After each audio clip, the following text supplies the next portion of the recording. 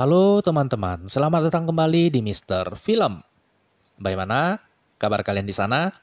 Saya doakan semoga saja teman-teman semua dimanapun kalian berada selalu dalam keadaan sehat, berkecukupan, dan tidak kurang suatu apapun di dalam hidup kalian. Untuk menemani waktu santai teman-teman, kali ini saya akan menceritakan sebuah film tentang seorang psikopat yang memiliki ambisi untuk menjadi seorang master pembuat parfum nomor 1 di dunia. Alih-alih menggunakan bunga dan tanaman, psikopat ini justru menggunakan tubuh wanita cantik sebagai bahan baku utama untuk menciptakan parfum buatannya. Dengan judul film The Story of a Murderer, dan inilah dia teman-teman, alur cerita filmnya. Pada abad ke-18, Paris dihuni oleh kaum barbar yang sangat kejam. Di antara orang-orang tersebut, terlihat seorang wanita yang sedang melahirkan di sebuah lapak ikan, tempat di mana dia berjualan. Setelah memotong tali pusarnya, dia kemudian menaruh bayinya di antara tumpukan usus ikan yang nantinya akan ia buang ke sungai. Namun ternyata sang bayi menolak suratan takdir yang telah dipersiapkan oleh ibunya itu. Dia menangis sekeras-kerasnya, sehingga dalam seketika itu juga, lapak ikan ibunya langsung dikerumuni oleh orang-orang yang sedang berbelanja di pasar. Sang ibu mencoba untuk melarikan diri, namun masyarakat segera menyadari perbuatan kejam yang akan diperbuat olehnya itu. Sang ibu pun kemudian tertangkap dan lalu dijatuhi hukuman mati.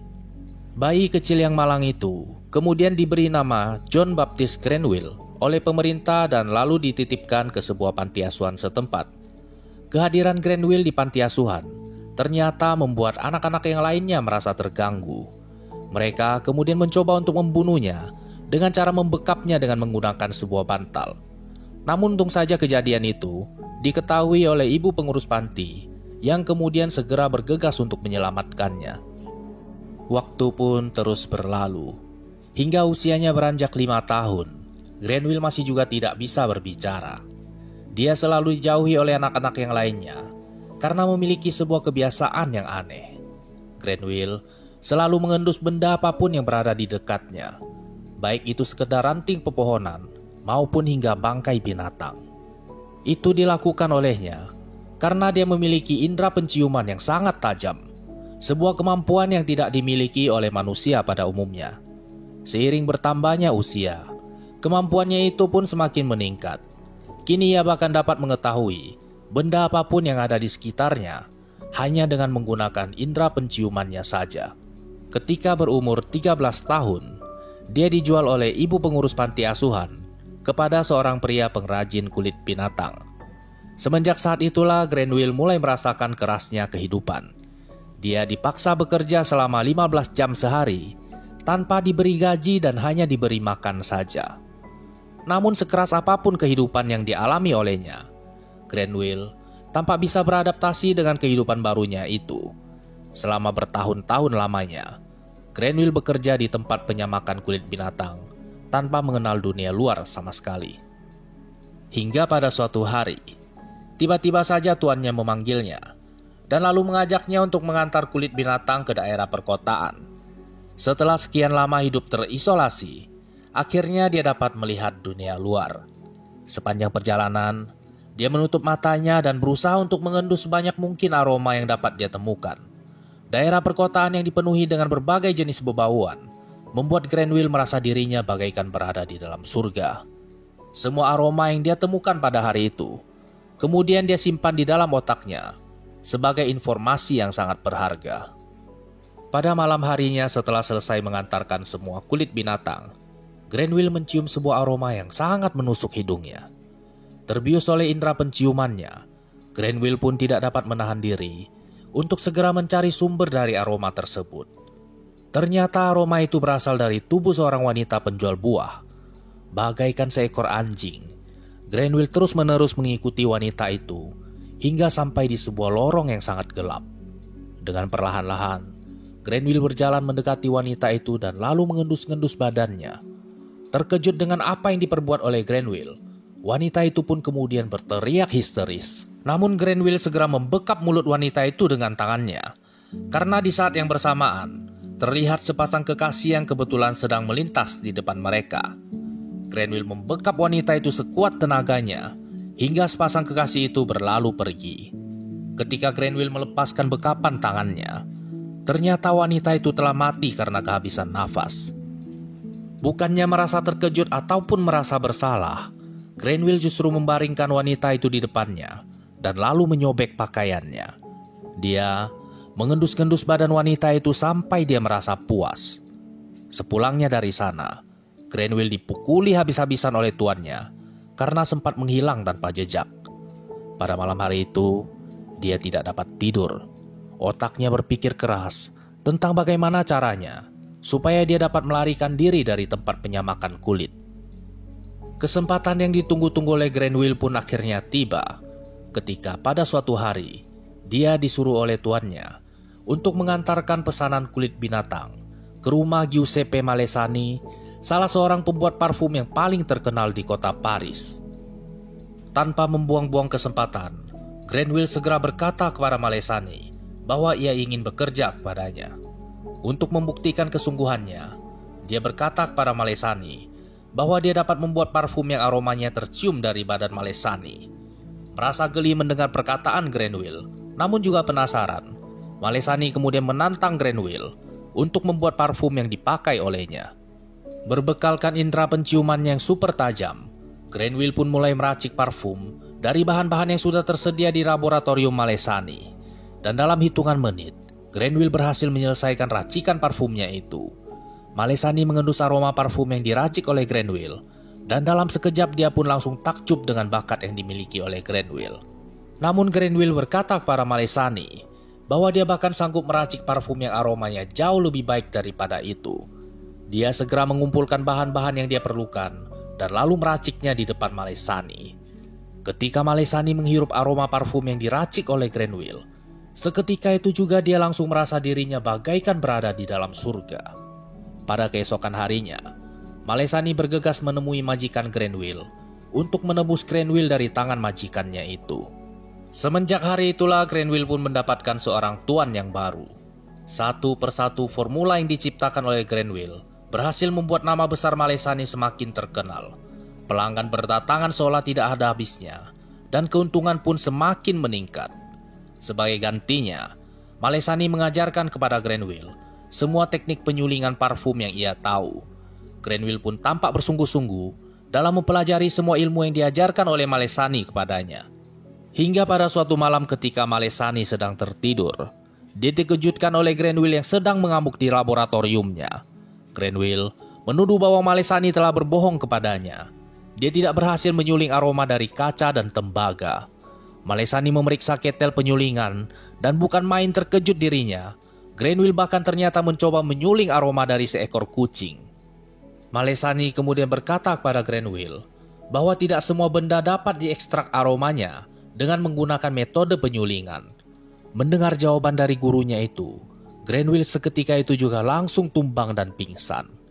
Merasa terpukul dengan kegagalan yang ia alami, semenjak malam itu Granville pun jatuh sakit.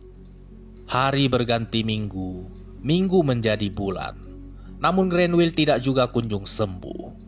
Di tengah nafas sekaratnya, Malesani memberitahukan kepadanya bahwa apabila dia ingin belajar menyaring aroma dari segala sesuatu yang ada di bumi, maka dia harus belajar di sebuah kota yang bernama Grasse.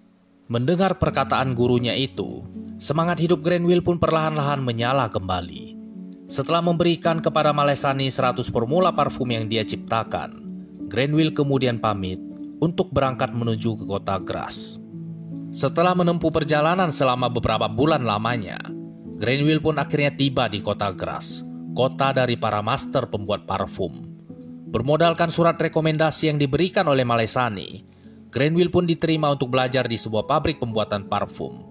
Tidak perlu waktu lama, hingga ia menguasai semua teknik pembuatan parfum yang diajarkan kepadanya. Berbekalkan semua ilmu baru yang telah ia kuasai, Granville pun mulai bereksperimen. Pada suatu hari, dia menculik seorang wanita dan lalu merendamnya ke dalam sebuah tabung yang berisikan minyak bunga. Namun ternyata dia tidak mendapatkan hasil seperti yang dia inginkan dengan menggunakan teknik tersebut. Setelah menculik seorang wanita penghibur dan lalu membunuhnya, Granville pun kembali melanjutkan eksperimennya.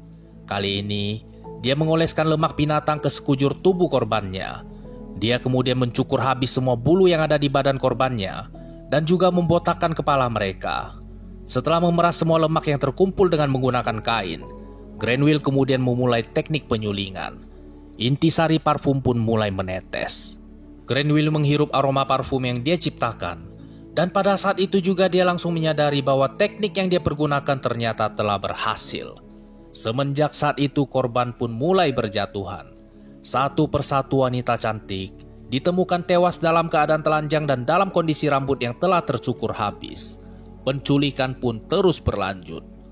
Para pejabat memerintahkan kepada kepolisian untuk segera menangkap pelaku pembunuhan. Namun segala daya dan upaya yang mereka lakukan tidak pernah membuahkan hasil.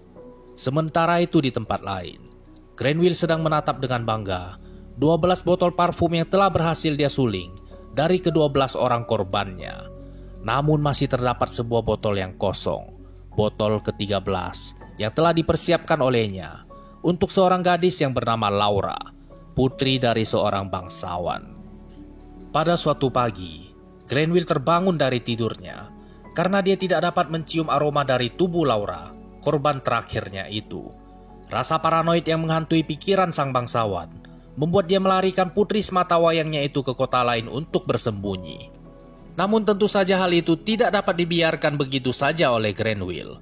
Bermodalkan indera penciumannya yang super tajam, Granville melacak keberadaan Laura dan kemudian berhasil menemukannya.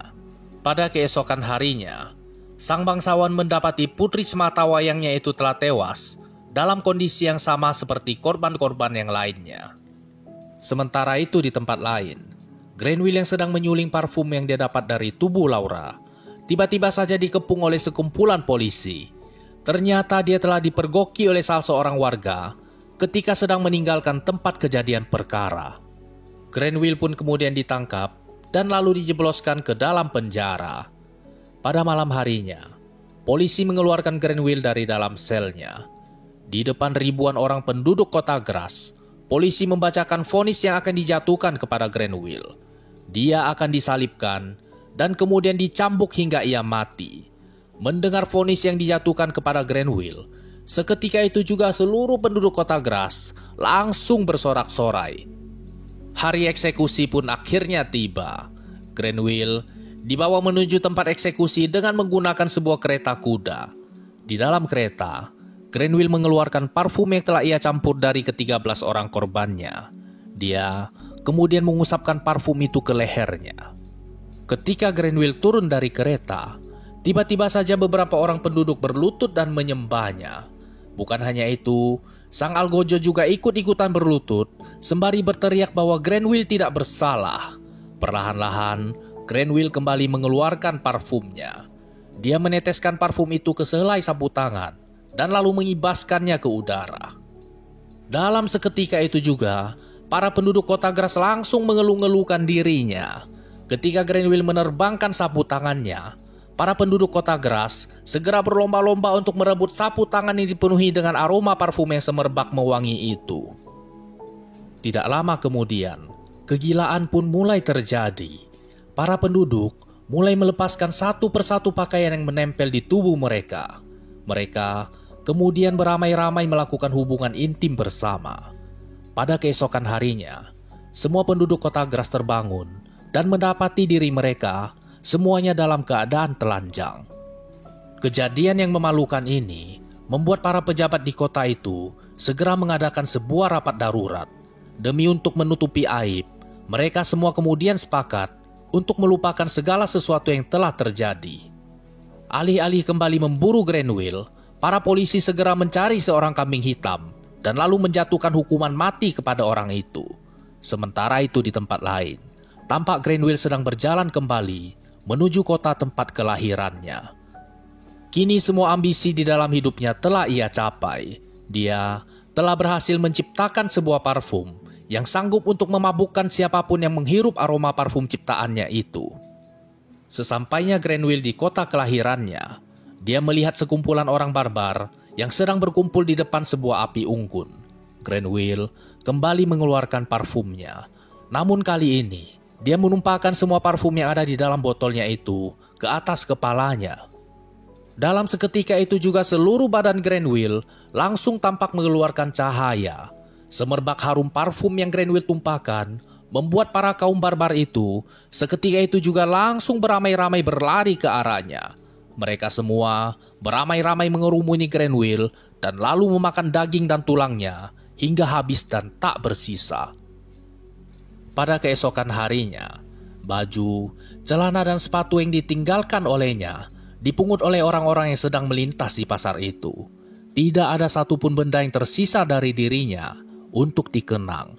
Sama seperti aroma parfum yang kini telah menguap, Granville terlupakan untuk selama-lamanya. Dan film pun selesai. Itulah dia teman-teman, sebuah kisah fiksi kriminal dari sebuah film keluaran tahun 2006 yang berjudul The Story of a Murderer. Salah satu pelajaran moral yang harus kita ambil dari film ini adalah, di balik sebuah kekuatan dan kekuasaan yang besar, terdapat juga sebuah tanggung jawab yang teramat besar. Buat teman-teman Mr. Film yang barangkali berkuasa, dimanapun kalian berada, pergunakanlah kekuatan dan kekuasaanmu itu untuk memberikan kebaikan kepada sesama manusia. Sehebat apapun kita, ingatlah, kita tidak membawa suatu benda apapun bila sudah tiba saatnya bagi kita untuk pergi meninggalkan dunia ini. Mungkin itu saja teman-teman pembahasan cerita kita kali ini. Saya ucapkan banyak terima kasih buat teman-teman yang selalu menyempatkan waktunya untuk mendengarkan cerita dari Mr. Film.